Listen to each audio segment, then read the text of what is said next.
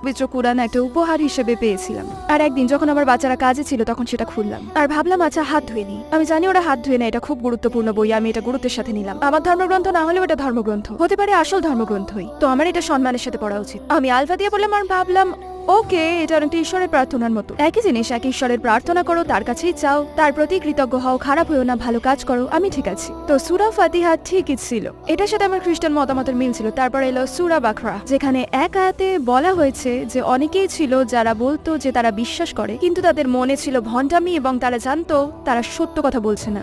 আর আল্লাহ মিথ্যাবাদীদের অপছন্দ করে, মানে এটা আসলে আমার কপটতাকে ধরিয়ে দিচ্ছিল। আর আমায় বলছিল যে আমি জাহান্নামে যাব, কারণ আমি ঈশ্বরে বিশ্বাস করতাম কিন্তু এই ব্যাপারে কিছুই করতাম না। আমি খারাপ সিদ্ধান্ত নিচ্ছিলাম, ভালো মানুষ হয়েছিলাম না, উপাসনা করতাম না, এই ব্যাপারে মাথা ঘামাতাম না, মিথ্যা কথা বলতাম। আমি কুরআন বন্ধ করলাম আর ভাবলাম ও মাই গড, আমি ঠান্ডা অনুভব করছিলাম, দিনটা গরমে ছিল কিন্তু ভয় তাও অনুভব করতে শুরু করলাম। আমার কাছে কুরআন ভয়ঙ্কর ছিল, তো আমি ওটা নিলাম।